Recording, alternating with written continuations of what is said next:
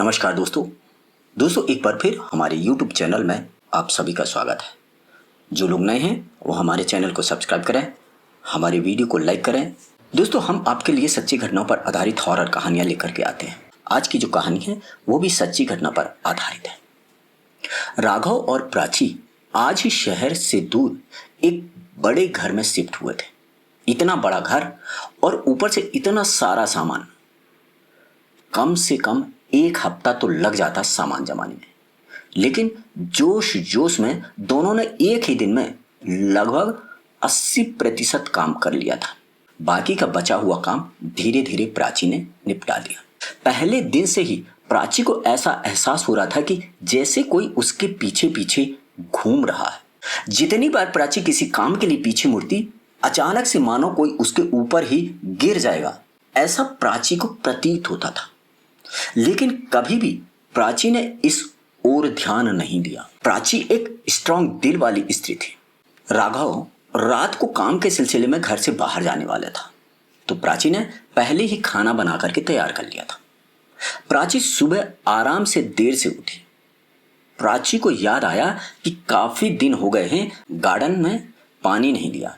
प्राची सारे काम निपटा करके गार्डन में गई। उसने देखा जैसे गार्डन में किसी ने पानी दे दिया और पत्तियों में पानी की बूंद से सूरज की रोशनी चमचमा रही थी। प्राची सोच में पड़ गई कि आखिरकार ये पानी किसने दिया। प्राची ने इसके ऊपर ध्यान नहीं दिया। वो वापस घर के अंदर आ गई। प्राची अब किचन में अपना सारा काम निपटा रही थी। तभी उसको एहसास हुआ कि कोई तो है जो हर वक्त उसके पीछा करता रहता है, पीछे रहता है। प्राची जोर से चिल्ला कर कहती है कि जो कोई भी हो इस घर में चली जाओ, ये अब मेरा घर है, मैं किसी और को बर्दाश्त नहीं करूंगी। अब प्राची के पीछे जो था वो गुस्से में आ गया। उसने अब साफ आवाज में कहा, जब तू इस घर में आई थी मैंने कुछ कहा? ये मेरा घर है, और जब तू इस घर में आई तो मैंने कहा कि तू इस घर से चली जा। मैं तो तेरी सहायता ही कर रही हूँ।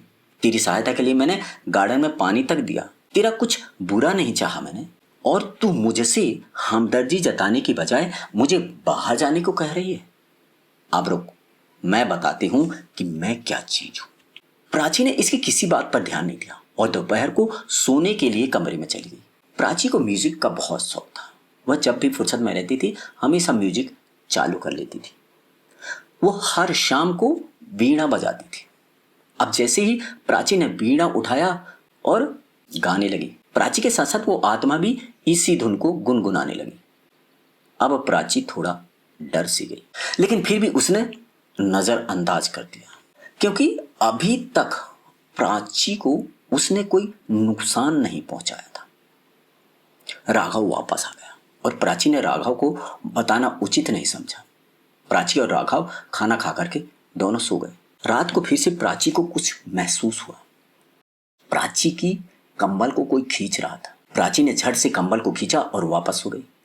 फिर से कंबल खींचा, लेकिन अब की बार प्राची ने इतनी जोर से कंबल खींचा कि कंबल फट गया। सुबह हुई। राघव को जल्दी ऑफिस जाना था, इसलिए वो जल्दी जल्दी नहा रहा था। जैसे ही वो नहा कर बाहर आया, प्राची ठीक उसके सामने खड़ी थी। प्राची ने कहा, राघव मुझे तुम्हें कुछ बताना है। तो राघव ने उससे पूछा, क्या इस घर में तुम्हें कोई दिक्कत है क्या?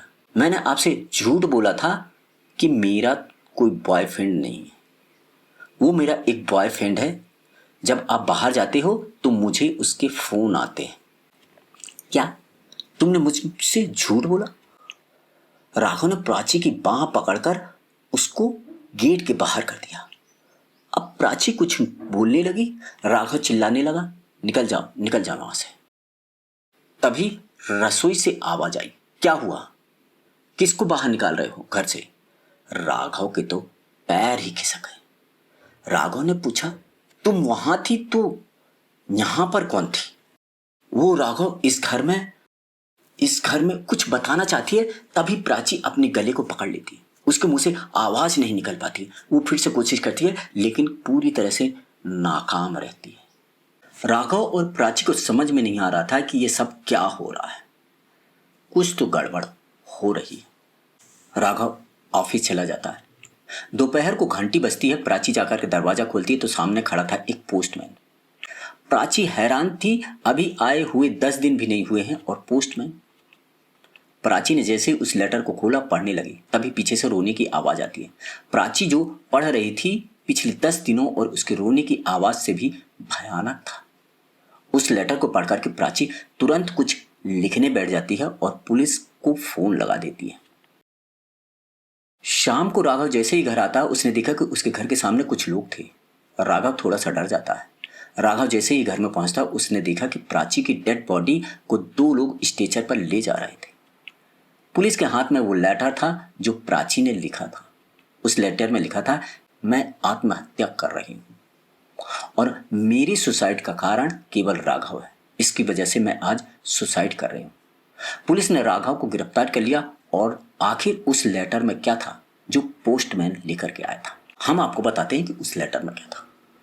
उस लेटर में लिखा था, वो लेटर कोर्ट से आया था और जिस घर में प्राची रह रही थी वो घर राघव का ही था, जिसे उसने 5 साल पहले खरीदा था। यह राघव की दूसरी शादी थी। इसके पहले राघव की एक और शादी हो चुकी थी। राघव अपनी पहली पत्नी के साथ इसी घर में रहा करता था। इस घर में उस पत्नी ने राघव की हरकतों की बाज आकर के आत्महत्या कर ली थी। इस सदमे को प्राची सहन नहीं कर पाई और उसने भी आत्महत्या कर ली। अब की बार राघव को 10 साल की सजा हुई और वो घर अभी भी वैसा ही खाली पड़ा है।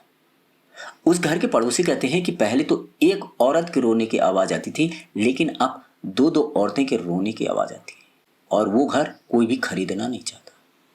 ये कहानी हमें बहुत बड़ी सीख देती है।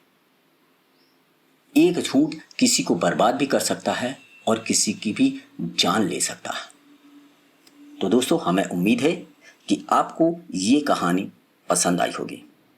तो मिलते हैं एक और नई कहानी के साथ। तब तक के लिए थैंक यू, धन्यवाद।